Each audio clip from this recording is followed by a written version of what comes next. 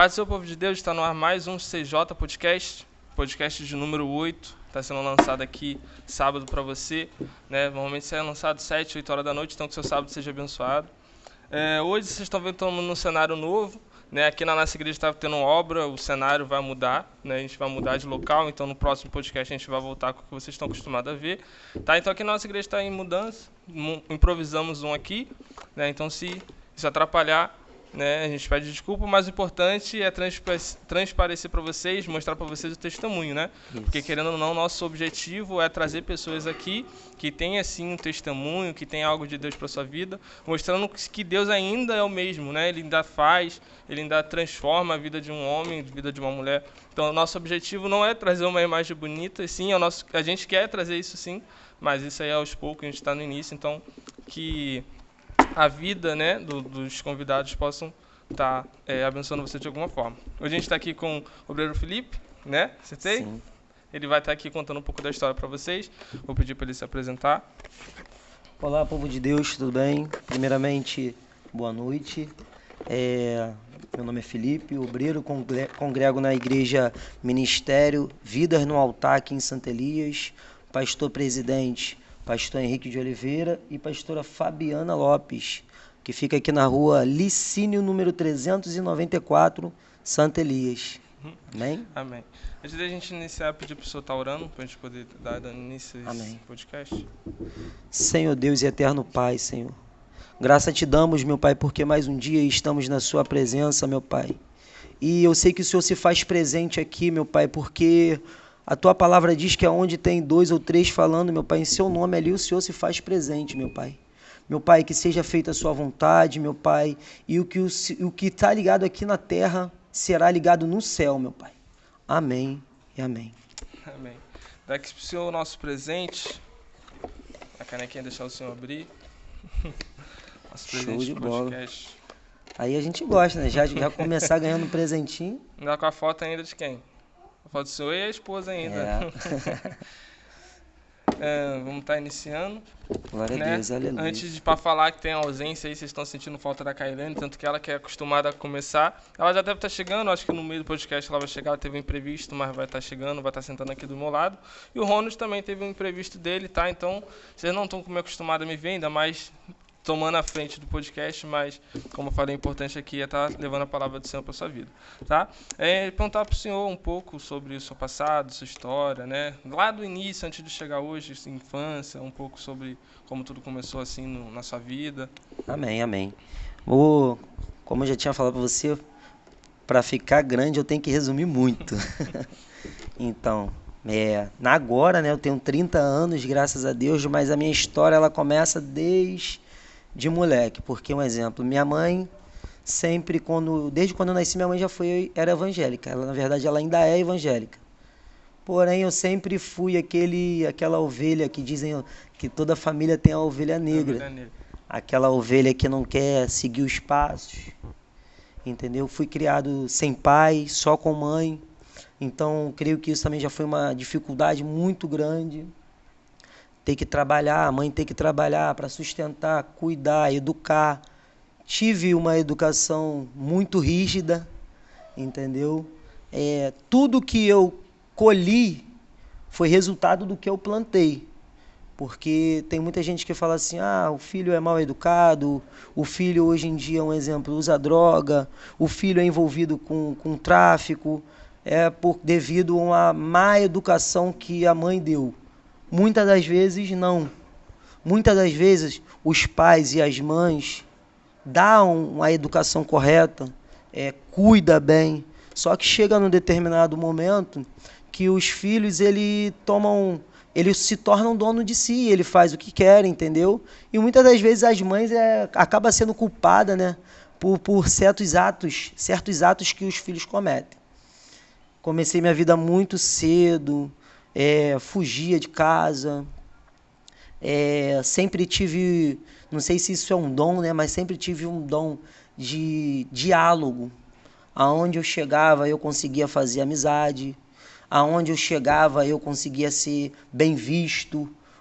Tinha uma facilidade de fazer amizade muito rápido, entendeu?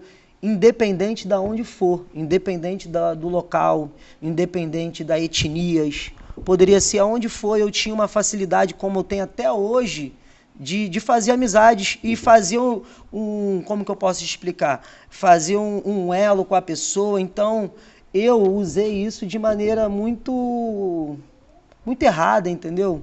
Comecei a, muito cedo, ter amizade com pessoas que não praticavam bem. Comecei a ter amizade com pessoas que não tinha nada de produtivo, entendeu? E eu sempre escutei da minha avó, quem se mistura com porco, farelo vai comer, entendeu? E a minha infância até amadurecer foi, vou botar em 90% se misturando com porco. Então, uma hora o farelo ia chegar para mim, entendeu? Iniciei muito, pulei etapas da minha vida, entendeu? Eu costumo falar com a minha esposa, a gente tem que educar nossos filhos por etapas, sabe? Porque hoje em dia as crianças, elas já não têm mais infância. A gente está numa era que não existe mais pré-adolescente. É criança, já quer pular para o adulto, entendeu? Então perde grande parte da tua vida e às vezes você não tem experiência para viver. Quando você pula etapas, é a mesma coisa que, por exemplo, você é um estudante da 3ª série. A partir do ano que vem vão te jogar na 8ª série. Você não vai estar preparado, você pulou etapas. Então, provavelmente, a probabilidade de você sofrer consequências com aquilo é grande. Você vai ficar reprovado. A probabilidade é grande. Então, a minha vida foi pulando de etapas. Você pulou o degrau, né? Pulei vários degraus e aonde eu achava que eu era esperto, eu estava me atrasando, entendeu? Fui pai cedo, entendeu? Aos 17 para 18 anos tive minha primeira filha, Nathalie. Hoje ela vai fazer daqui a pouco 11 anos, entendeu? Não satisfeito, fiz outra filha, entendeu? Um adolescente muito psicologicamente conturbado, entendeu? Como que eu posso te explicar? Não aceitava ideia. A pior coisa que tem é você tentar ajudar uma pessoa que não quer ajuda. Uma pessoa que você mostra o certo e a pessoa insiste em fazer o errado, entendeu? E uma coisa que me chamava muita atenção, que quando eu era adolescente, eu morava com a minha mãe e ela via eu chegar do baile funk, ela via eu chegar das noitadas, e ela sempre falava assim, às vezes eu estava deitado já com os olhos fechados, ela achava que eu estava dormindo, e ela deitava, ela colocava a mão na minha cabeça e falava: você ainda vai ser um pregador da palavra. Você ainda vai ser... Eu cansei de chegar em casa e minha mãe está em casa orando, entendeu? Tem muitos filhos que hoje em dia tá de pé porque tem muitas mães de joelho orando. Tá buscando, entendeu?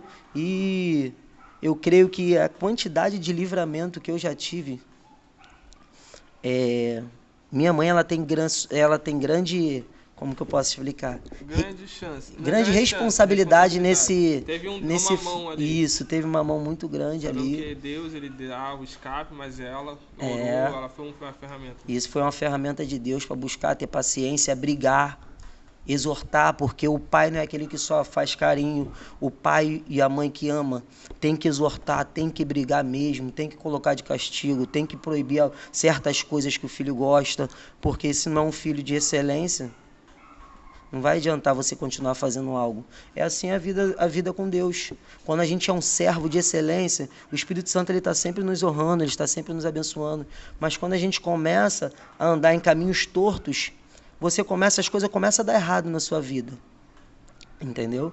E para resumir um pouquinho, né, da história, quando eu fiz aproximadamente 25 anos, conheci a minha esposa. Conheci minha esposa numa festa, onde eu estava totalmente, como que eu posso te explicar, psicologicamente maluco da cabeça, vivendo sem perspectiva, vivendo sem querer saber o que vai acontecer amanhã, vivendo só hoje. Agora. Igual muito jovem, né, hoje em dia, infelizmente, vive só hoje, com imprudência, entendeu? Só que antes de eu conhecer ela, uma certa noite, minha mãe falou assim pra mim, filho, não sai de casa hoje não. Pô, tô com um pressentimento tão ruim. Tô assim, amargurada. Você sai todo dia praticamente, fica em casa hoje, porque hoje eu não tô me sentindo bem, eu tô sentindo que vai acontecer alguma coisa de errado.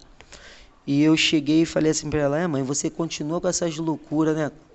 Tudo é loucura. Eu vou fazer 40 anos na cara daqui a pouco, e a senhora vai achar que tudo é pressentimento. E meu amigo, nessa noite foi a noite onde o Espírito Santo falou assim, ó, eu vou te parar. Eu vou te dar uma trava, porque você tá muito acelerado, você não tá tendo temor nenhum. Infelizmente, eu já te dei muita corda, e chegou o momento de eu te dar a corda. Ó, puxar a corda. Meu amigo, curti a noite toda. Brinquei, bebi. Quando Satanás permitiu que eu fizesse o que eu fiz na noitada toda, eu voltando da balada, eu capoto de carro. Capotei de carro. Na hora que eu capotei de carro, eu peguei um motoqueiro como passageiro, né? Atropelei esse motoqueiro. E o motoqueiro, ele veio, perdeu a perna. A menina também ficou muito machucada. Ainda não conhecia minha esposa. Fui parar na delegacia. Não fugi do local, fiz os primeiros socorros, ajudei, eu que liguei para a polícia. Fiz todo o procedimento correto para, como que eu falo, para amenizar um pouco a minha situação, entendeu? Tirar um pouco, você ainda tinha culpa, mas Isso. não, se fugisse do local... Assim, cheguei na delegacia, expliquei o fato, confessei, olha só, ingeri bebida alcoólica, entendeu? Tô errado, não fugi do local.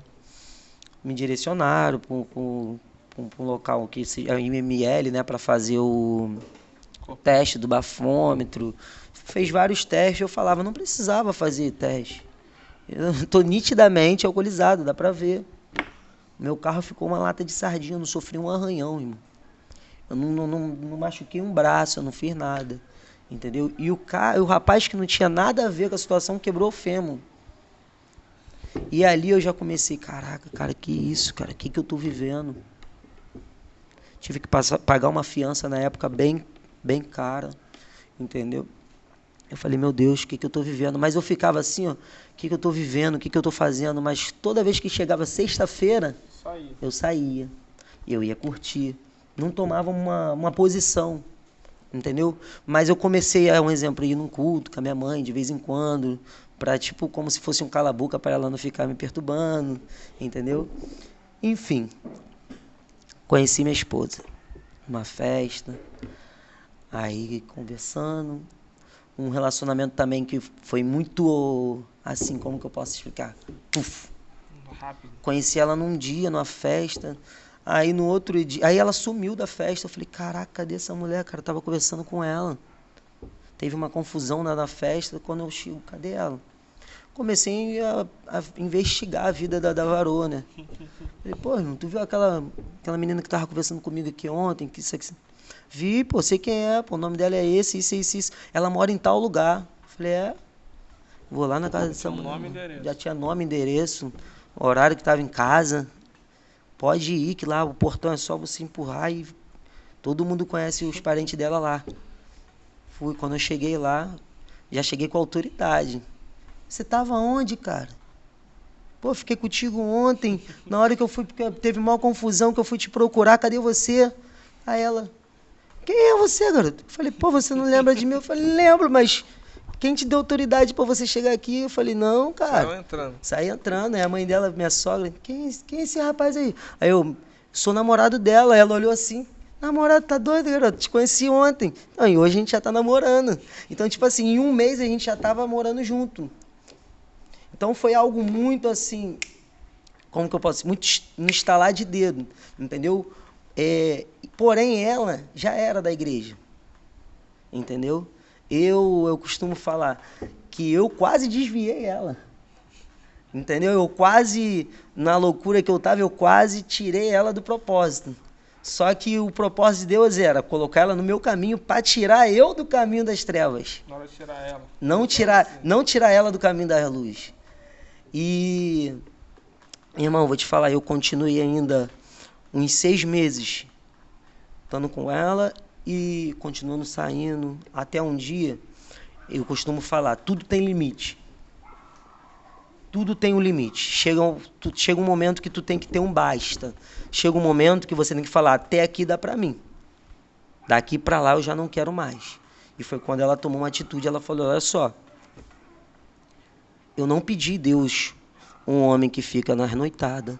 Eu não pedi a Deus um homem que me larga na noite em casa. Entendeu? Eu não pedi a Deus um homem que só coloca as coisas dentro de casa e acha que isso é uma obrigação. Eu não pedi isso. Então, se você quiser, a partir de agora, ficar comigo, vai ter as minhas regras, vai ter um limite. E aquilo ali, pra mim, foi muito assim, como que eu posso te explicar? Um baque, um abalo. Eu falei, caramba, vou ter que parar de sair, vou ter que parar de curtir. E ela pegou e falou assim, você tem 2 opções, ou fica comigo, ou vai pra casa da sua mãe. Eu peguei as minhas coisas, fui pra casa da minha mãe. Só que quando eu cheguei na casa da minha mãe, eu tava com as roupas assim, igual Papai Noel, com uma moto. Eu falei assim, cara, eu vou tentar, cara. Eu vou tentar, já tô fazendo muita besteira nesse mundo. E voltei, no mesmo, tipo assim, 5 minutos eu fui e voltei. E ali, ela começou, ela teve muita paciência comigo. Entendeu? Porque, poxa, ela tinha uma visão espiritual. E eu uma visão carnal, bem carnal mesmo, bem carnudo mesmo. Tava lá na entendeu? lama, Né? Muito lamaceiro. Então, mas só que eu comecei aí pela fé dela, pela visão dela. E ela tinha um irmão que estava preso 12 anos. E quando esse irmão saiu, foi uma profeta de Deus lá em casa e falou assim para ele, assim mesmo. Isso eu nunca vou esquecer na minha vida. Não vou esquecer nunca na minha vida. Ela falou assim, ó. O Espírito Santo manda te dizer que se você não aceitar Jesus agora, falando para ele, e eu na roda de oração escutando, se você não aceitar Jesus agora, você vai morrer aqui. Vão te matar. E ele falava assim mesmo, eu tenho que resolver algumas coisas ainda antes de aceitar Jesus. E eu não posso deixar de resolver essas coisas, é questão de honra. E a profeta, porque o profeta ele tem que ser ousado, né, cara? Ele tem que, se Deus mandou falar, tem que falar. E quem garante foi porque quem mandou falar. E ele falou com essas palavras, então faz um favor, dá um último abraço na sua mãe e fala o quanto você ama ela. Mãe, dá um último abraço no teu filho e fala para ele o quanto você ama. Ele deu um abraço, choraram. Ela chorou, falou que amava. 3 dias depois, mataram meu cunhado na frente do nosso portão, perto das crianças, em frente à mãe. E eu fiquei assim, meu Deus, olha o que aquela profeta falou. Passou uns dias, ela foi usada de Deus para mim também. Eu falei, pronto. Falei, ó, Deus vai te pegar. Se tu não se posicionar, Deus vai te pegar. Aí ali eu já fui por medo. Eu já fui por... Tem gente que fala assim, ó, um bobo, não sei o que erra uma vez, que quem persiste no erro. O esperto mesmo é quem aprende com o erro dos outros. Viu que quando ele deu ruim, eu vou esperar a minha vez, te dar ruim também. Comecei a caminhar. Mas foi um processo muito difícil de libertação para mim. Foi um processo, assim, muito... Por ter sido uma mudança muito radical, de uma hora para outra, foi... E essa pastora, ela teve muita paciência, conversava comigo. Enfim, consegui ser liberto. Comecei a ter entendimento mesmo do que é ser liberto. Consegui ter entendimento o que é a libertação financeira, porque tem muito crente hoje dentro da igreja que não tem entendimento do que é você ser liberto por completo. Tem gente que acha que ser liberto é vir na igreja dia de quinta e dia de domingo. Cumprir uma agenda. Cumprir uma agenda, entendeu? Só que ser liberto como que eu posso explicar? É um leque muito maior que envolve fidelidade no dia a dia, fidelidade espiritual, fidelidade financeira. Você quer ver você tocar em muitos crentes dentro da igreja? Fala sobre fidelidade espiritual, como que eu estava falando? Libertação financeira. Tem muitas pessoas que congregam, irmão. Tem muitas pessoas que é presbíteros, que é evangelista, que não é fiel no dízimo e nas ofertas. E não tem noção do poder que o devorador tem, que o migrador tem. Entendeu? E eu comecei a ter noção daquilo ali. Eu falei, cara, eu comecei a estudar. Eu comecei a entender que aquilo ali era necessário, fazia parte da minha libertação. Porque eu cheguei num período que eu oscilava. Uma vez está bem, outra vez não quer ir para a igreja. Eu falei, cara, tem alguma coisa de errado. E o Espírito Santo me incomodava muito para eu pesquisar o significado, o que isso, o benefícios e malefício. Amém. Consegui me libertar. Comecei a ser fiel no dízimo e nas ofertas, ó. E fazia campanha, era propósito, era voto. E Deus começou a honrar, irmão. Deus começou a honrar. Só que quando a gente fala que Deus começou a honrar, tem gente que acha que, um exemplo, que a honra é de um dia para a noite. Eu vejo pessoas colocando na televisão, às vezes, aconteceu isso, tem um processo. É um processo que às vezes dói. É um processo que machuca. É um processo que você vai ter que renunciar ao seu querer, à sua vontade, para a vontade do Espírito Santo prevalecer. Só sei que em 1 ano de fidelidade, eu e minha esposa já tinha abrido uma empresa. A gente não tinha o dinheiro nem do Uber. Compramos um carro na época. Eu digo na época porque foi agora em 2019, na época da pandemia. Compramos um carro avaliado em 30 mil reais. Mas Deus honrou mesmo, através da minha fidelidade, através da fidelidade da minha esposa. Deus foi abrindo nossa visão espiritual, com o pensamento de ajudar o próximo, entendeu? Só que quando estava tudo dando certo, irmão, um exemplo, eu ia para a igreja certinho, eu era fiel no dízimo das ofertas, mas se alguém falasse assim, ó, com a oportunidade, o Felipe, eu não queria oportunidade de jeito nenhum. Eu tinha pavor, se alguém falasse assim, ó, vai trazer a palavra de oferta, vai trazer a devocional, eu fugi. E toda vez que eu negava, alguém era usado por Deus, ó. Pra falar pra não negar. Deus vai te apertar. Deus vai te pegar. O teu chamado na terra é ganhar a alma. Porque tem gente que acha que uma oportunidade é algo... Não, tem gente que acha que uma oportunidade não é nada. É só falar ali, entendeu? Não tem o peso espiritual. Não tem, tem gente que não acha, mas tem. Mas tem muito. Tem gente que desperta o desejo de aceitar Jesus, às vezes, por uma oportunidade de 5 minutos. Eu costumo conversar com o Lucas que veio aqui. Ele falou, cara, você se torna pregador não é quando você prega para a multidão. É quando você, às vezes, prega para um e esse um aceita Jesus. Porque vir aqui na igreja pregar, beleza. E você caminhando na rua, o Espírito Santo fala assim, ó, prega para esse homem aí. Leva uma palavra de conforto. É muito difícil. Dentro de uma igreja todo mundo ali é cristão, já conhece a palavra. Já conhece. Então é mais fácil. Entendeu? Então é algo que é mais maleável. Entendeu? Agora você chegar com uma pessoa na rua e você confrontar ela, explicar e despertar o desejo, entendeu?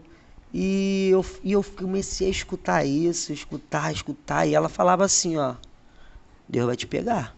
Eu falava, tá repreendido, vocês estão tudo na carne, eu sou fiel, eu sou isso, criando justificativo, que o crente tem essa tese de criar justificativa que não vai acontecer nada porque faz isso, porque busca, porque vai pro monte, porque faz jejum, entendeu? É inabalável.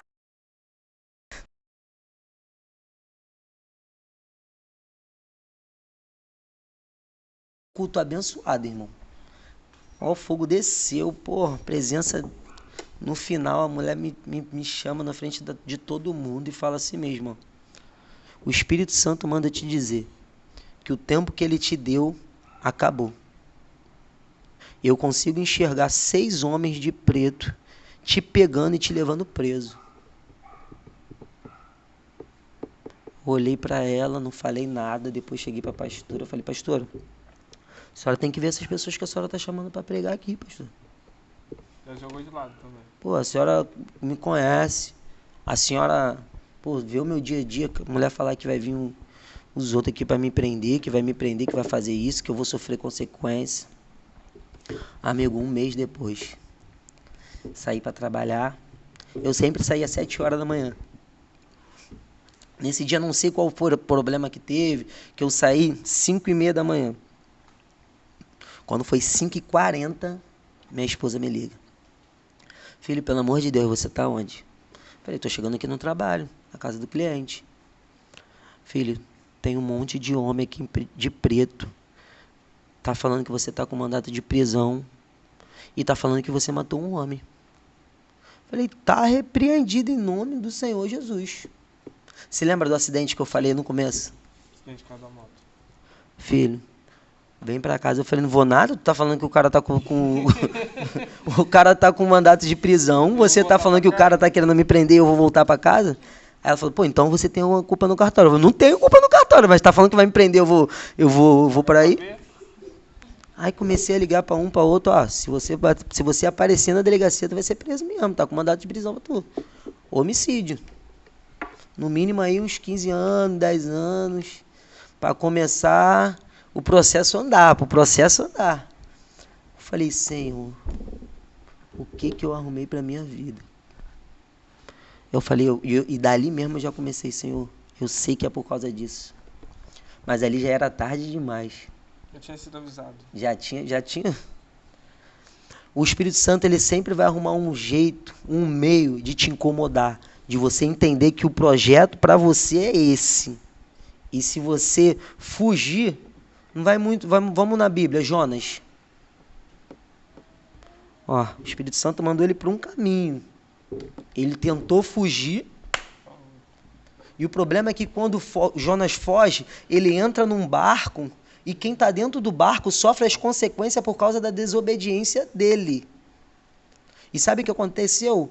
Todo mundo que estava no meu barco, mãe, filho, esposa, funcionários, que o Papai do Céu já tinha abrido a porta, já tinha abrido a porta, todo mundo sofreu, o barco balançou para todo mundo. O barco começou a balançar para todo mundo.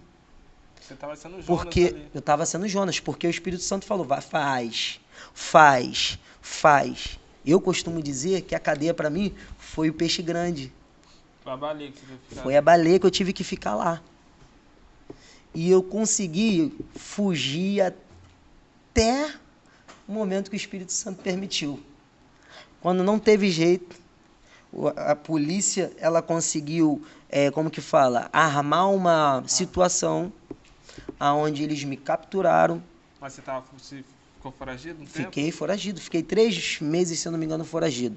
Só que, gente, que o mais engraçado é que durante esses 3 meses, um ano antes, logo assim que a gente começou a trabalhar, eu e ela começamos a ver coisas de casamento, porque a gente ainda não era casado no papel.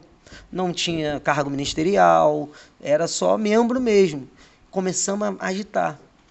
Olha, pô, cara, Deus abençoando, Deus honrando, vimos um melhor salão, que foi numa fazenda, vimos vi as fotos do mundo. Tipo assim, irmão, depois eu vou te mostrar outras fotos, foi negócio de novela, cara. Eu, aos meus olhos comum mesmo, eu não via. Quando a gente foi ver esse salão, pra tu ver que eu costumo falar que a fé dela, cara, eu falo pra ela, cara, tu não é normal não, cara. Tu não bate bem na cabeça não, então essa fé mesmo é sinistra. Porque quando a gente foi ver o salão, teve uma promoção na internet, Ela foi, entrou na promoção e tava assim, ó. Entrada, R$ 500. Marque a sua agenda. Ela marcou a agenda, não falou nada comigo e falou, filha, a gente tem uma reunião marcada. Já deu os R$ 500 pra marcar. Não, não deu os 500, não deu nada. Só que ela falou pra mulher que a gente ia dar os 500. Pode marcar aí. Irmão, a gente estava no aperto danado. E o que eu tinha era 500. Eu falei, E ela falava com uma, sabe, com uma... Certeza. Uma certeza, a gente chegou lá. Quando eu cheguei no local, eu falei, na minha mente foi assim, doida. Maluca, no biruleipe, filho. E ela falava, ó, a mulher falava assim, ó, esse salão aqui é 4 mil, ela pode botar no papel. Esse espaço aqui do noivo para ir com a noiva, mais 5 mil, pode botar no papel.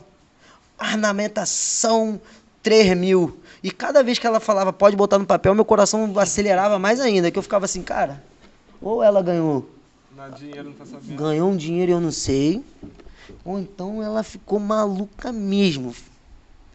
E eu deixei ela falar que ela tava falando com uma certeza tão coisa que eu falei, cara, ela arrumou um dinheiro aí, eu não sei, filho, vai pagar tudo.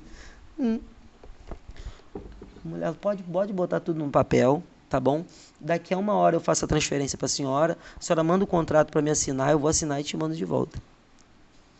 Estamos voltando. Olhei para ela, cara, o que tu tá arrumando? Onde que tu arrumou dinheiro? Não arrumei dinheiro em lugar nenhum.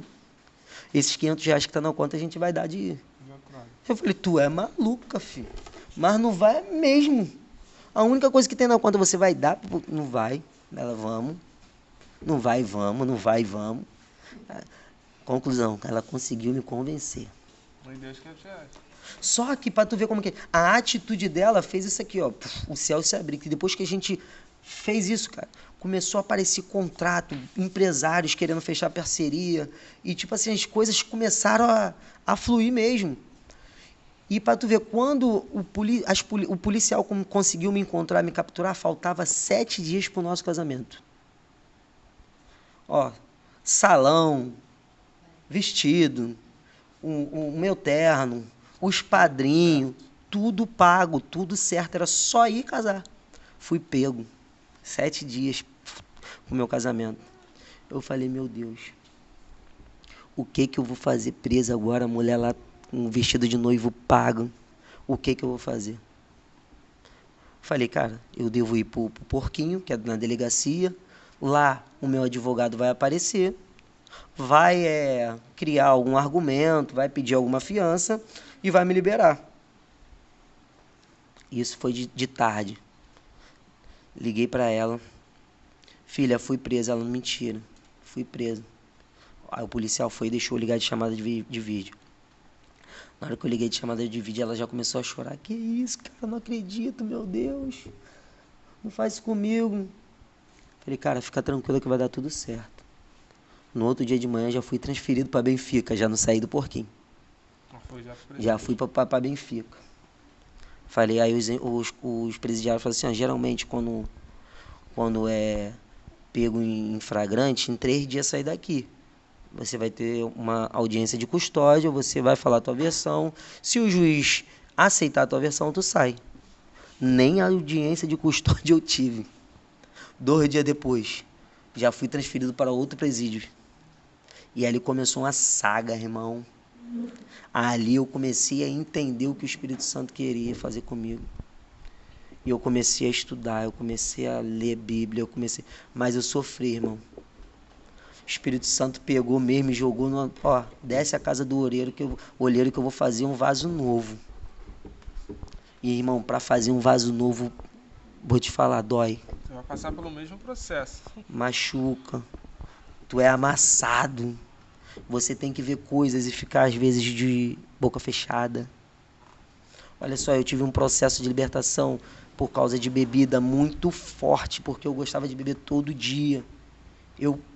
Na cadeia, são 12 pavilhões. 12 não, 22 pavilhões.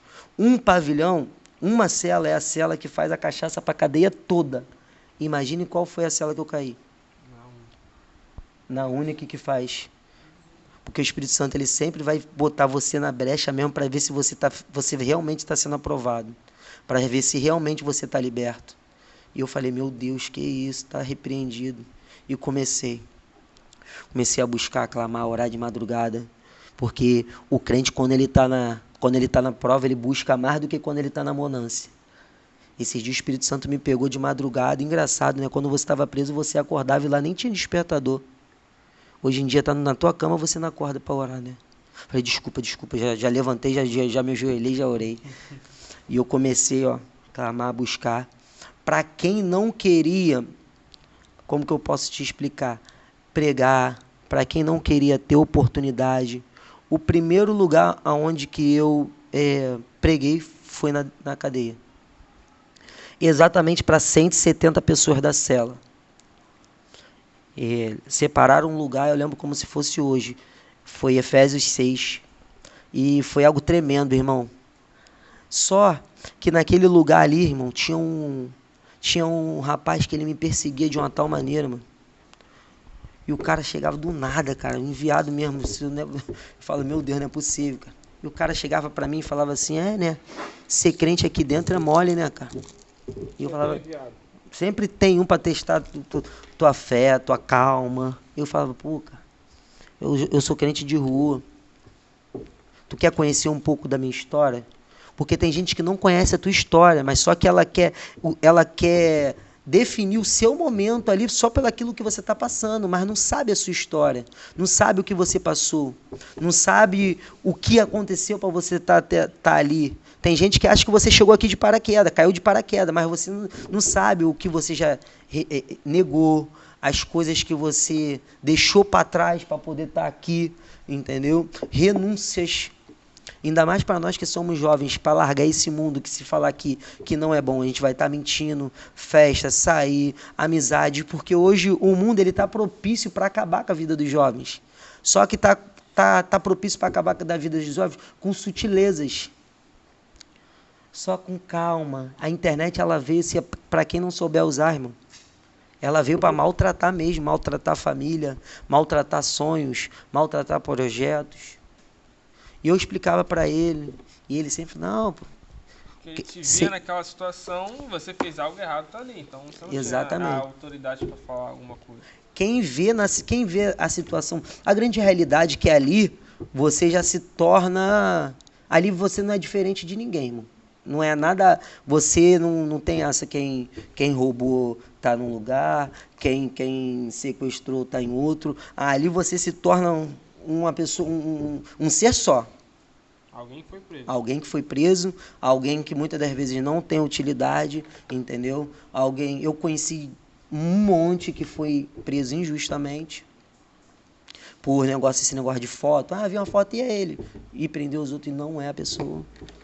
E esse rapaz, eu lembro como se fosse... Eu nunca vou esquecer da fisionomia dele, nunca. Ele sempre que tinha uma oportunidade, ele me fisgava. E às vezes tinha momento que eu estava frágil, cara, porque por mais que você seja forte, tem uma frase que o nego fala que lá é verdade. Cadeia é lugar que filho chora e mãe não vê, irmão. Tu pode ser o brabo, tu pode matar aqui fora, você pode ser suicida, mas lá dentro não tem essa. Quando você olha para um lado, quando você olha para um outro, que você não tem o que fazer, irmão, o desespero bate. A agonia bate, a saudade bate. O que você não fazia quando tinha liberdade, você já tem desejo de fazer, entendeu? E ali para mim foi momentos de aprendizado. Os locais que eu mais sofri foi aonde mais me ensinou. O local aonde era uma improbabilidade foi aonde teve mais probabilidade para o meu crescimento espiritual. Porque eu comecei a ter mais paciência, eu comecei a olhar as coisas, os outros, as pessoas, como alma mesmo, porque eu via a situação das pessoas e eu falava, caraca, cara, é um ser humano também, cara. Não é porque um exemplo roubou, fez isso, aquilo, outro, é uma alma. Se eu fui escolhido para ganhar alma, não posso julgar ninguém que está aqui. O Espírito Santo começou a me incomodar, e eu orava, eu buscava, e isso já se passou um mês, e nada acontecia. Um advogado deu volta na minha esposa, falou que vai sair, amanhã ele vai sair. Ela ia para frente do presídio, eu não saía, e já vai para 1 mês e meio, e tá eu preso, continuando preso. Seu casamento era em 7 dias. E ela já desmarcou tudo, o casamento já passou. No dia do meu casamento, irmão, choveu tanto. Se era céu aberto, então não ia acabar. Mas tinha algo fechado lá? Ou... Não, era aberto. O espaço que era fechado era mínimo, só onde que ia ser o buffet, coisa e tal. Tipo assim, até nisso Deus fechou a porta mesmo para ser algo inesquecível. E eu falei assim, meu Deus. Eu lembro que nesse dia, eu passei o dia chorando, mano. Eu passei o dia chorando, porque não foi aquilo que eu planejava. Entendeu? Nem sempre o que a gente planeja vai acontecer. Às vezes você vai, como que eu posso explicar? Você vai fazer um projeto para amanhã você acordar, estudar, depois ir trabalhar, passar no local, comprar. Às vezes vai sair do cronograma. E eu tenho que entender. Eu tenho uma promessa. Hoje não deu certo. Mas se eu tenho uma promessa, vai ter que dar certo. E ela falava isso para mim, calma, cara, você tem uma promessa. Tá doendo, eu sei que tá doendo, tá machucando. Eu falava, caraca, não é possível, cara, eu vou ficar aqui para sempre. E eu comecei o meu processo começou em homicídio. E todo mundo falava, 10 anos, 15 anos preso. Eu falava, cara, não é possível. Eu tenho 26 anos. 10 anos só vou sair daqui lá para 36, 37 anos, cara, não é possível. Eu tenho filho, eu tenho família, eu tenho que sair daqui, cara. Não tem como. Aí os outros falavam, cara, todo mundo quer sair daqui. Todo mundo que tá aqui quer sair, cara, mas só que é a lei. E aí? Irmão, comecei a passar um processo. E nisso, o lance que eu te falei do barco, quem tava do barco começou a sofrer junto comigo. A minha mãe, ela envelheceu, tipo assim, 3, 4 anos, em 2, 3 meses minha mãe envelheceu. Cada vez que minha mãe ia na visita, de uma em uma semana, parecia que ela estava envelhecendo 1 ano. Isso aqui dela aqui, ó, preto, enrugava. Caraca, eu falava, caraca, cara, olha o que eu tô fazendo minha mãe passar. Olha a consequência do que eu plantei, outras pessoas estão colhendo, algo que era só para eu estar colhendo, mas não, as pessoas de fora também sofrem. Quando tava 2 meses e assim uns 15 dias, eu falei, vou fazer um jejum. E todo dia, meio-dia, eu vou orar. 12 meses? Faltava 2 meses e 15 dias, mais ou menos assim. Vou fazer um jejum durante 15 dias. Comecei a buscar, orar, continuando. E é o que eu estava falando com ela. Quando a gente está na prova, a gente busca mais do que quando está dando tudo certo. E quando tá dando tudo certo, você tem que ficar ligado, porque tem alguma coisa de errado. Porque eu costumo falar que a vida do crente é igual aquele batimento cardíaco. Se tiver assim, é porque em alguma área você está morto. Em alguma área, filho, você morreu e você não sabe. Irmão, quando deu 3 meses certinho, meio-dia, eu estava ajoelhado orando. Foi um carcereiro que... Eu lembro como se fosse hoje, foi numa segunda-feira. E dia de segunda-feira não cai senha. Nesse dia, foi um rapaz que não chama senha. Ele foi lá e chamou pelo meu nome. Felipe Crispim Jesus da Silva, se compareça. Pô, tem como se depois não tô orando? Ele, não, tem que ser agora. Orando. Quando chegou lá, pô, o nome da tua mãe completo. Falei o nome da minha mãe. Pode pegar tuas coisas que tu vai embora. Pô, eu perdi as forças da minha perna. Perdi as forças da minha perna de uma tal maneira que só dava para ficar ajoelhado. Falei, Senhor, muito obrigado, Senhor. Ali o Espírito Santo já me deu um entendimento. Não é a hora que você acha que vai acontecer e nem é a pessoa que você acha que vai te ajudar. Às vezes a gente acha que as coisas vão vir de um lado e vem do outro. Às vezes a gente acha que uma pessoa vai nos ajudar porque você sabe que ela pode te ajudar, você sabe que ela tem condição de te ajudar, Deus não permite ela te ajudar e vem outra pessoa que não tem nada a ver e te ajuda. Falei, meu Deus, que isso? Saí. Quando eu saí, foi no foco da pandemia, irmão. Olhava para o céu, não tinha nem passarinho no ar. Eu falava, meu Deus, o que eu vou fazer da minha vida? Porque foi uns 3 meses só de despesa, irmão. Foi 3 meses só de gasto. Então, eu e ela morávamos numa casa de 3 quartos, 2 salas, garagem, num local bem, localizado, entendeu? Um local com segurança. A gente já estava com a vida estabilizada. Só que esses 3 meses só de gasto, advogado, aluguel, juntando as contas todas, ó. Quando eu saí, ela já teve que se mudar da casa que a gente estava para uma kitnet. Falei, meu Deus, eu vou ter que recomeçar tudo de novo. A empresa tinha parado. Tinha parado. Ela ainda estava com a pouca força que ela tinha, porque querendo ou não, a responsabilidade caiu toda em cima dela. Casa, aluguel, tudo caiu em cima dela. Então, advogado, ir me visitar, tipo assim, caiu muita pressão. Falei, meu Deus, o que eu vou fazer agora? Cheguei, ela falou, olha só, fui preso em janeiro. Fiquei janeiro, fevereiro, março, abril. Saí em abril. Não, 2019. 2019. Só falei no início da pandemia. Peguei no... Só que eu saí sem audiência. Eu saí, não teve aquele negócio, entra no carro que você vai pro fórum, vai ter uma audiência, lá você vai depor de novo, você vai esclarecer o que houve e lá o juiz vai te julgar. Não tive. Meu advogado conseguiu um habeas corpus, diretamente com Brasília, em Brasília, e eu conseguiu que eu saísse. Amém. E isso em abril, eu falei, meu Deus, eu vou ter que recomeçar do zero. Advogado, aluguel, carro e tudo. Nesse meio tempo que eu estava preso, um cara bateu no carro dela. Aí o carro ficou parado, a gente tinha outro carro mais caidinho. Tivemos que usar esse carro caidinho. E ali a gente falou assim, ó, a gente vai ter que recomeçar do zero. A gente vai ter que colocar as coisas em ordem, dar preferência ao que tem que ser feito e começamos. E até ali, às vezes, eu entendia, mas não queria entender por que Deus permitiu aquele processo. Só que dali eu fiz um pacto com o Espírito Santo que eu falava assim, ó, a partir de hoje pode ser uma oportunidade de 3 minutos. Eu não desperdiço, Senhor. Se o Senhor tocar no meu coração de falar a palavra para alguém, eu vou falar. Pode ser aonde for.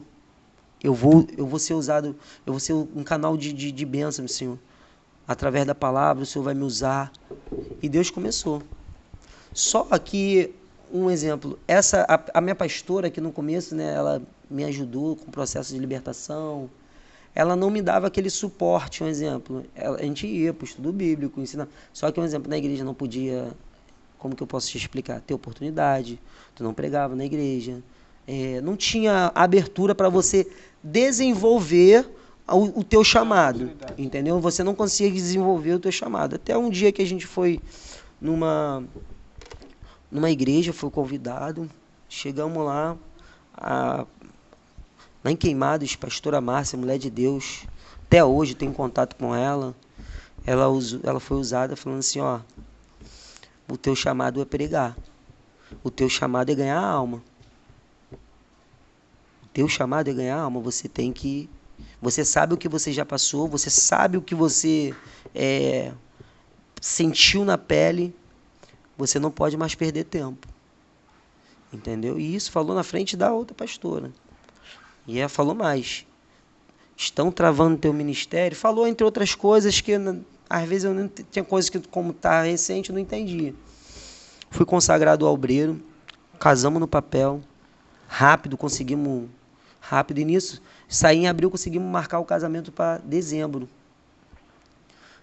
Irmão, o que a gente planejou para acontecer em janeiro, aconteceu o dobro em dezembro. Deus abriu a porta, Deus abençoou. Só que nesse meio tempo, eu vou finalizar, nesse meio tempo, o Espírito Santo ele falava muito comigo assim, ó, eu ainda vou te explicar a necessidade de você ter ido para a prisão. A necessidade de você entender o que é amar o próximo. E nisso a gente desenvolveu um projeto missionário de levar comida para morador de rua. E a gente está indo. Vai, benção. Cada dia que a gente era uma benção diferente. Chegou um certo dia que a gente foi levar comida para os moradores de rua. Eu tô vendo um rapaz batendo nas minhas costas assim. Quando eu olho, adivinha quem era? O rapaz que me perseguia lá dentro da cela. Que falava assim, você não é crente, você não é isso. Que eu olhei para ele, eu falei o nome dele, cara, tu tá na rua, ele, pô, tu me dá um abraço. Com certeza, ele estava todo sujo, eu abracei ele, me perdoa por tudo que eu falei para você lá. Hoje eu tô vendo que você é um homem de Deus, que você honra tudo que você falou lá. Aí chamou minha pastora, falou, e eu fiquei assim, ó, Senhor, o Senhor permitiu aquela perseguição toda, que às vezes até Deus permite uma perseguição, porque está forjando teu caráter, para ver qual vai ser tua atitude, se você vai ser manso nas palavras, se você vai ser tardio a se irar, entendeu? E eu falava assim, meu Deus. Falei, cara, e o Espírito Santo começou a falar mais e mais, eu comecei a ter mais sede de buscar. E o Espírito Santo falava, ainda não, ainda tem mais coisa, tem mais coisa, tem mais coisa. Chegou o dia da audiência. Porém, quando chegou o dia da audiência, a minha advogada ela falou assim mesmo, Felipe, olha só, deixa eu te explicar. Você sabe que o processo que você está assinando é um processo muito complicado. Você tem aí 85%, 90% de voltar para a cadeia. Eu falava, meu Deus. Irmão, eu fui pela misericórdia mesmo para a audiência. Me arrumei e fui. Sentei lá. Foi com quase nenhuma esperança. Só na esperança mesmo do que Deus poderia fazer. Me agarrei naqueles 10% e fui. E escuta a polícia, e escuta bombeiro, e escuta fulano, e escuta ciclano. Na minha vez de escutar, eu falei, fui bem calmo, expliquei, assumo o meu erro, estava alcoolizado, não fugi do local, entendeu? Eu não sabia que o rapaz tinha morrido. Eu não sabia que o rapaz depois veio a falecer, porque no artigo que eu estou assinando, que é o 121, é o artigo de homicídio, a qual eu tirei a vida de uma pessoa. E parará. Ok. Mandaram se assentar, se assentei. Chamaram mais uma vítima, mais uma pessoa. Quando chama essa pessoa, adivinha quem era? Estava passageiro, não? Não. O rapaz a qual eu estava assinando que tinha morrido. O rapaz aonde eu estava sendo acusado de ter matado ele, atropelado, ele entrou andando pela audiência. Aí a juíza, mas o senhor é quem? Eu sou o rapaz que estava pilotando a moto. Não, mas aqui diz que o senhor está morto. Não, tem algum erro aí. Porque eu não estou morto não, estou aqui. Estou aqui, estou andando. Aí a juíza olhou para o Ministério Público olhou para a juíza, a minha advogada já se levantou. Aí minha advogada bem profissional, aí começou a falar, poxa, a gente consegue enxergar uma falha na justiça, coisa e tal. Mas eu ali sentado, eu já comecei a chorar. Porque ali eu comecei a entender que realmente foi a mão de Deus que permitiu uma falha, às vezes numa escrita aqui, ó, no teclado, para fazer uma reviravolta toda na minha vida, porque eu tenho certeza que talvez se eu não fosse preso, talvez eu não tinha tido essa experiência, não estaria talvez na presença do Espírito Santo. E dali para cá, irmão, eu me apeguei, se lembra nos 10%? Sempre quando a pessoa fala, olha, a probabilidade é muito pequena, é quanto? É 2%?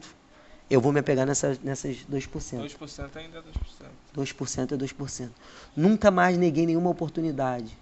Vamos para o monte? Agora mesmo, os meus pastores estão esperando. Se o tempo dá uma segurada, a gente vai para a mata.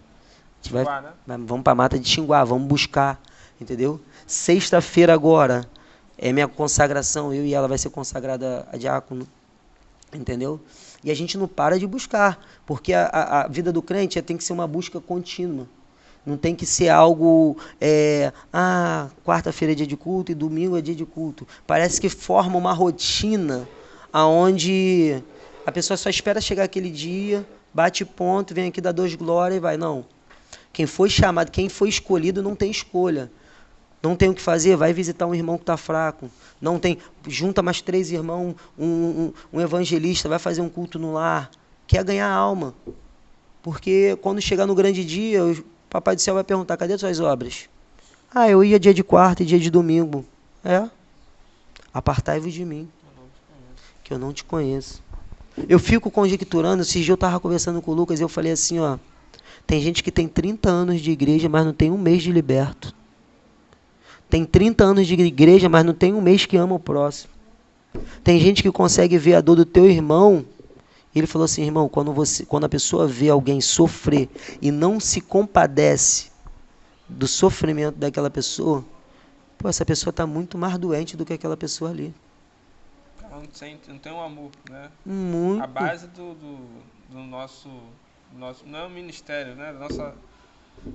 Da nossa vida é o amor, amar o próximo como a si mesmo, sentir essa compaixão, sentir, né, essa empatia como... Não é à toa que o primeiro mandamento e o segundo é quase a mesma coisa. Entendeu? Porque amai o teu irmão como a mim mesmo. Em Gênesis ele fala que fez a gente imagem e semelhança dele. Então o primeiro e o segundo é a mesma coisa. Quando você está amando Jesus, você está amando o teu irmão. E quando você não ama o teu irmão, que você consegue ver e fala que ama Jesus, irmão, esquece.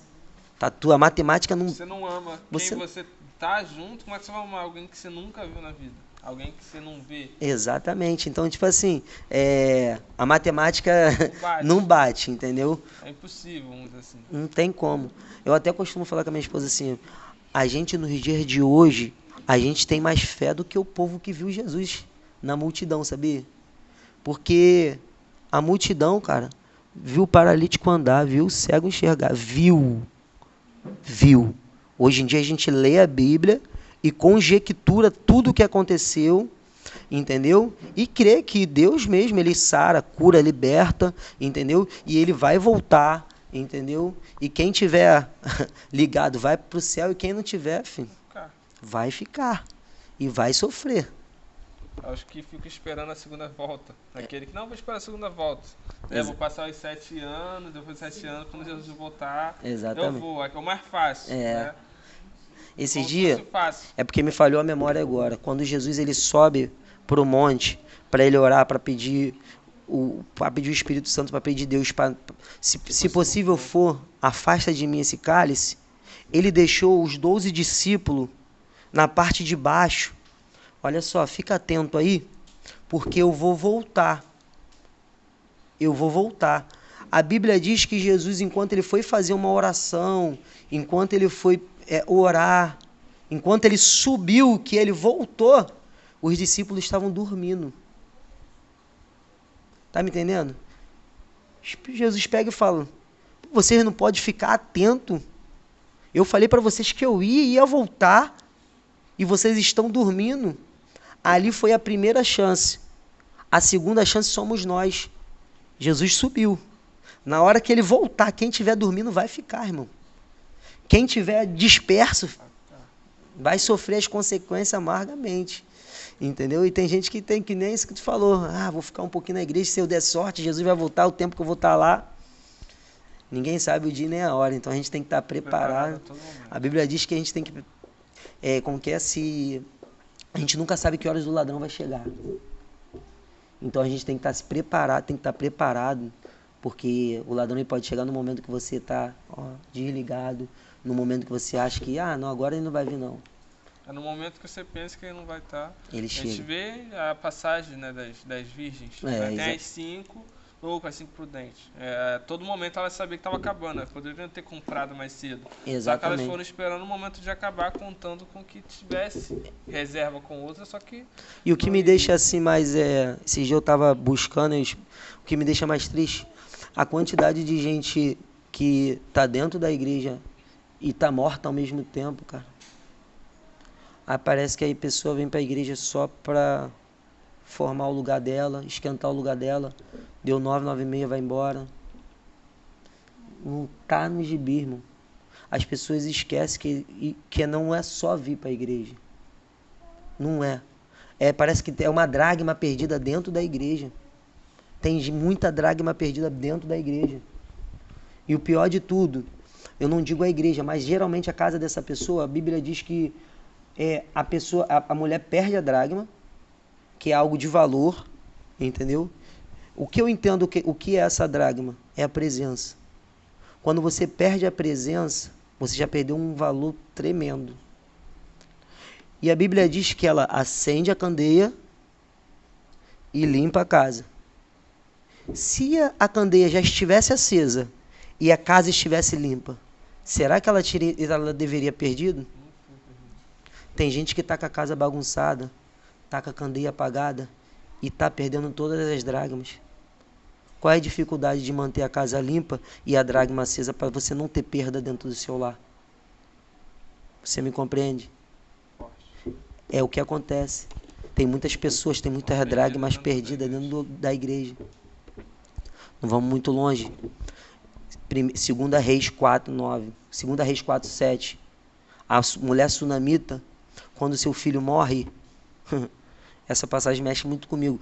Quando seu filho morre, ela vai na direção do profeta Eliseu.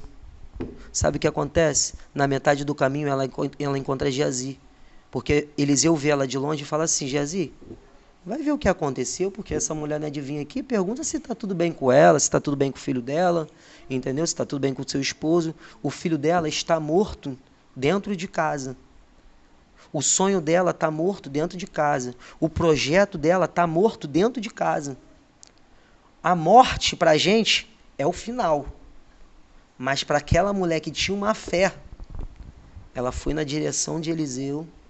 Quando chega na metade do caminho, ela encontra Geazi. Geazi pergunta: vai tudo bem com você? E ela pega e fala assim, com essas palavras: diz a Bíblia, vai tudo bem. A primeira coisa que eu aprendo com a mulher de sunamita: eu não tenho que contar os meus problemas para quem não pode resolver.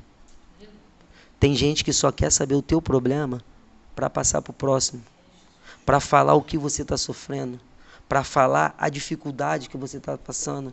Porque se a gente for pesquisar um pouquinho a história de Geazi, Geazi não é convertido não, cara.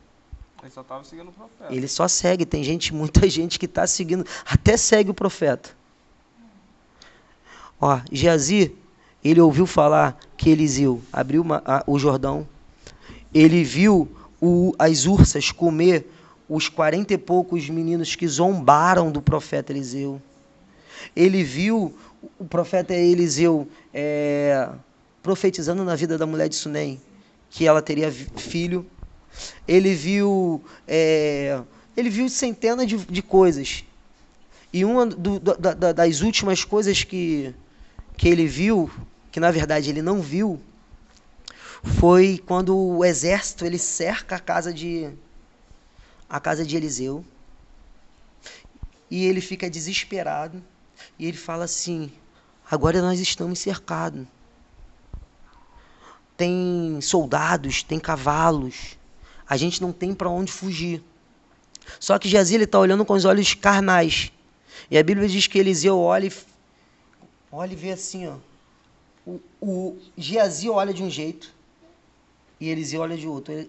Eliseu está vendo ao redor, ao cima de todos aqueles soldados, de todo aquele momento que não tinha o que ele fazer, muitos anjos, muitas coisas protegendo eles. E isso acontece na nossa vida. Às vezes a gente olha, não tem saída. Mas se você olhar com os olhos espirituais, sempre vai ter uma saída. Sempre vai ter alguém te guardando. Voltando para o assunto de Geazi. Geazi come com o profeta, sai com o profeta, vê o profeta fazendo milagre, mas não enxerga como profeta. Não conta nada para profeta, para Geazi, a mulher de Sunem. Vai na direção de Eliseu. Eliseu, naquele momento ali, ele tipifica o Espírito Santo. Ela viu o brilho do Espírito Santo nele. Ela chega de frente para Eliseu e se ajoelha, se prostra. A grande problema é que tem gente que está até vindo na presença do mestre, mas não quer se humilhar, não quer se prostrar, não quer descer. E ela pega e fala para ele: eu não saio daqui se você não for comigo até a minha casa. Se o profeta Eliseu ele tipifica a presença do Espírito Santo, que está faltando muito do crente hoje em dia chegar na igreja e falar: Senhor, eu vim aqui, mas eu só saio com a sua presença. Eu só saio se o Senhor sair daqui e for comigo no meu lar. Porque no meu lar tem um filho largado às drogas, tem um esposo largado na bebida, tem um casamento frustrado. E a atitude dela fez com que Eliseu fosse até a casa dela. Ele chega lá e a Bíblia diz que esse menino, a criança de aproximadamente 4 anos, está morta. Conjectura uma criança de 4 anos morta aqui nessa mesa aqui. E a Bíblia diz que a criança está gelada. O espaço aonde o menino está deitado é um espaço que foi construído para Eliseu, para toda vez que ele fosse na cidade de Sunem, ele descansasse naquele lugar. Então aquele lugar era como se fosse um lugar sagrado. Olha a esperteza, olha a sabedoria da mulher de Sunem. Na minha casa tem um lugar sagrado. Na minha casa tem um lugar separado para o Espírito Santo. Eu vou pegar o meu problema, eu vou pegar o meu projeto, eu vou pegar o que todos estão dizendo que morreu e vou levar para o lugar sagrado. Pum, levei para o lugar sagrado. Agora eu vou buscar o Espírito Santo para dentro do meu lar. E quando o Eliseu chega lá e o menino está gelado, esse menino aqui tipifica muita gente que está dentro da igreja, irmão. Tem muita gente que está dentro da igreja gelado. Tem muita gente que está dentro da igreja porque ele está morto ali, mas se fosse contar quantas pessoas, ele entrava como pessoa. Ele entrava como quantidade. Mas está morto, está gelado, não tem mais serventia. E a palavra diz que o profeta Eliseu ele deita sobre o menino, bota mão com mão, cabeça com cabeça, perna com perna. E o menino começa a esquentar, varô. E eu fico conjecturando algo que estava morto, estava gelado, não tinha mais vida, acabou tudo. A unção de Eliseu começa a transbordar de uma tal maneira que esquenta quem está morto. E sabe o que está faltando? A gente vê os irmãos que está gelado dentro da igreja, que está fazendo só número. A gente como profeta, se colocar na posição de profeta, segurar na mão mesmo firme e falar assim, você está até gelado. Mas você vai grudar comigo e você vai ficar quente. Você vai ter que lembrar o que você era. Você vai ter que reviver. E a palavra diz que ele começa a esquentar. Começa a esquentar, porém não tem vida. A Bíblia diz que o profeta Eliseu ele começa a marchar. Primeiro ele tem um ato profético. Só em ele já estava convicto que algo ia ter que acontecer. A pessoa tem que vir convicta que algo vai acontecer. Tem que ter a mudança. Eu quero ir para ver a transformação. O casamento está destruído, mas o Espírito Santo pode mudar o cenário. Porque outrora eu tinha um casamento destruído. E graças a Deus teve um profeta, uma profetisa na minha vida, uma mulher de Deus que falou, vai dar certo. Teve alguém para dar certeza. Teve alguém para lutar, teve alguém para clamar. E sempre, a gente quando não tem, geralmente quando não tem ninguém perto, a gente que só tem que ser esse profeta. Segura na mão e a Bíblia diz que o profeta Eliseu ele começa a marchar entre um menino. O problema, a morte ali era o menino. O único problema da gente, quando a gente vê que o problema está no estado terminal, a gente pega o problema e larga de mão. Porque não tem mais jeito. E esse irmão aí, ó, só traz fofoca, irmão. Esse irmão aí só traz problema. Pô, irmão, você só traz fofoca, você só traz problema, mas eu não vou desistir de você. Sabe por quê? Eu não enxergo você como pessoa, eu enxergo você como alma. E a Bíblia diz que ele começa, ó, ao redor. Ao redor. Ao redor. E a Bíblia diz que ele marchando, mas a gente tem que entrar dentro da história, irmão, para a gente entender o que o Espírito Santo está dizendo. Eu não estou falando para você olhar para o problema, para a morte, não. Eu estou mandando você marchar em frente à morte. Vai, está destruído, marcha, clama. E eu fico conjecturando, ele clamando em voz alta, batendo o pé. Sei lá quanto tempo. Sabe lá Deus. Tem gente que acha que ele só foi lá e marchou durante 30 segundos, deu 2 voltinhas. Não, tem que marchar, tem que buscar, tem que clamar, tem que subir monte, tem que fazer jejum, tem que ir para a mata, tem que clamar, tem que fazer a sua parte. E a Bíblia diz que o menino teve vida. Aí eu te faço uma pergunta. Se essa mãe olhasse para o menino e falasse assim, ó, acabou. Vamos enterrar. Chama teu esposo, chama o esposo. Aqui é o limite. Deus deu, tomou, vamos enterrar. Só que dentro da igreja está faltando pessoas com olhos espirituais, igual a mulher de Sunem. Que olha, por mais que tu olhe e fala. Tem gente na igreja que já até fede a morto. Não, mas tem vida. Eu consigo lembrar dessa criança correndo, eu consigo lembrar dessa irmã buscando, eu consigo lembrar desse irmão chamando a gente para um monte, eu consigo lembrar desse irmão. E às vezes é irmão que até te ajudou a se levantar também. É irmão que já ajudou um monte, estendeu a mão. Só que hoje é o momento dele, não tem ninguém para estender. E isso acontece muito. Pessoas ajudam e no momento que precisa da ajuda não tem ninguém para estender a mão. Isso é o que mais acontece. A gente está aqui no processo que a gente faz culto no lar. Uma missionária com síndrome do pânico. Não bota o rosto para fora de casa, porque acha que vai tomar um tiro, vai passar um carro, vai atropelar ela. E eu perguntava a ela, e os pastores da tua igreja? Nem na minha casa vem. Quantas pessoas ela já te ajudaram? Quantas pessoas você já orou? Eu já fui do círculo de oração. Eu era intercessora. Eu fazia isso. Eu subia monte. Eu fico, meu Deus, agora a pessoa precisa de ajuda, assim. E ninguém lembra. Oi, eu tô aqui. Porque, infelizmente, hoje em dia, tem muitas pessoas que acham que a igreja é só aqui, ó. Na quatro paredes. Só que a igreja é muito além das quatro paredes. A igreja é muito além dos dias de quarta e do dia de domingo. Você me compreende? É forte, irmão. A gente tem que ser a igreja fora da igreja. É o id. Ser a igreja fora. E o id, essa palavra id, ela é tão, como que fala? Tão fácil de entender. Outro dia o rapaz falou, eu não prego porque eu não sou pastor, eu não sou obreiro. Mas deixa eu te fazer uma pergunta. Na palavra diz, ide, diácono, e pregar o evangelho. Ide, obreiro, ide. Abrange todos. É uma ordem universal. É porque eu não sou obreiro ainda, gente. Esse negócio de cargo, tem gente que é ungido na terra, mas não é ungido no céu. Tem gente que o homem só tem um cartão. O cargo, às vezes, te afasta da função, mas a função não te afasta do cargo. Tem gente que é obreiro, mas não tem função de obreiro.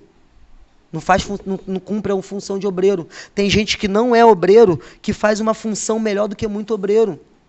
Tem gente que não é pastor e faz função de pastor muito melhor do que muitos pastores. A função, às vezes, te afasta do cargo. Não, a função te aproxima do cargo, mas, às vezes, o cargo te afasta da função. Eu sou obreiro agora, não vou fazer isso. Ele chegou agora, não. A gente tem que todo dia se apresentar como um obreiro aprovado. Não existe cargo ministerial mais importante do que o ser servo. Você pode ser um pastor, presbítero, um bispo, servo. Porque o servo já diz servir. Irmão, se você já não está servindo para ganhar alma, se você já não está servindo para amar o próximo, tem alguma coisa de errado.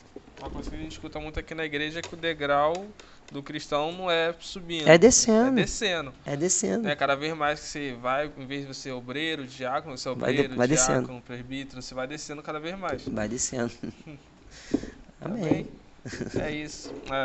Acho que essa palavra ajude muita gente. A gente vê, né? O Senhor foi criado no caminho, escolheu não seguir o caminho. Né? A gente vê que muitas pessoas, desde sempre, até hoje, não voltaram para o caminho. Né? A gente viu o último podcast com o evangelista Jonas, né? Uma pessoa que teve uma vida fora, né? Para quem não viu, assistiu o último, né? Foi parado no leito. Né, ele preferiu ir pela dor, pelo mais difícil. Né, ele preferiu ir até o limite, até onde ele quase morreu. A gente vê que o senhor também tem uma história, a gente viu também o seu amigo, o evangelista Lucas também, que teve um processo ali. Né, então foi pessoas que preferiram ir pela dor, e às vezes pela dor não é um caminho bom. Não é legal, não. Se você está tendo a oportunidade ainda de ir no amor, Vai no amor, te aconselhei no amor, porque na dor dói um pouquinho mesmo. Dói e é dolorido. Isso aí. Só quer falar alguma coisa antes de terminar? Não. O senhor falou que tem um culto no lar, tem algum projeto É, que você tá pra a gente começar, tem, alguma ó, coisa, um convite? dia 30 agora, provavelmente já vai lançar no dia 1º, né, o vídeo. A gente vai estar inaugurando a nossa igreja aqui de Santa Elias, na rua Licínio 394. Tá ok? Pastor presidente, já falei, pastor Henrique de Oliveira e pastora Fabiana Lopes. Vai ser benção, irmão. Vai ter uns encontros de vaso, tá ok? A partir do dia segunda-feira já vai ter culto. Segunda, quarta, domingo. Sábado também? Sábado agora, Sábado, né? Isso. Se alguém estiver precisando de culto no lar, se você não tiver o suporte, quiser ajuda da gente está aí também. A gente tem uma equipe que faz culto no lar, tá ok? Ir junto para a mata, buscar se revestir. A gente está aqui para somar. Tem gente que acha que se a outra igreja olha como inimigo. Não. A gente tem que ver uma união só. Porque o objetivo tem que ser só um, ganhar alma. Ganhar alma. Sabe por quê? Os centros de macumba, centro espírita, se tiver que se ajuntar para ganhar... vocês estão bobos, filho. E muitas vezes aqui, por ser denominação diferente, coisa diferente, acaba se afastando, brigando entre si, em vez de ser exatamente. uma força só. Exatamente. Amém? Amém. Se for mais um podcast número 8, falar aqui rapidamente antes da gente terminar. Né, os Impérios das Estampas, tá? Aqui é onde a gente faz nossas canecas, tá? Você quer fazer algum uniforme para o seu congresso, um culto, lá também faz blusas personalizadas. A maior parte das blusas aqui, praticamente todas, é feita lá. Então, se você quiser ter o contato, tem um contato aqui embaixo, tá? Para você entrar em contato, procurar valor. A gente sempre sabe que todo na época de congresso, né? A gente sempre tem alguém querendo aí, então é um contato. Você aqui de Mesquita, Nilópolis, aqui é região da Baixada Fluminense, a gente vai deixar o contato aqui embaixo, tá? Muito obrigado por você ter aceitado o convite. Amém. Espero que o seu testemunho vai ajudar muitas pessoas, porque o nosso objetivo é esse, tá? Vou ficar por aqui, né? Se eu quiser terminar dando alguma palavra pra gente poder terminar. Não, amém, tô por aqui. Você pregou um pouquinho aí sobre o Eliseu. Então a gente tá indo lá, tá? Até sábado, né? Sábado, que é o vídeo vai lançar, então tem um sábado abençoado, um domingo abençoado, um restante da semana aí na paz de Deus. Amém. Glória a Deus. Valeu, tchau, pessoal. Tchau.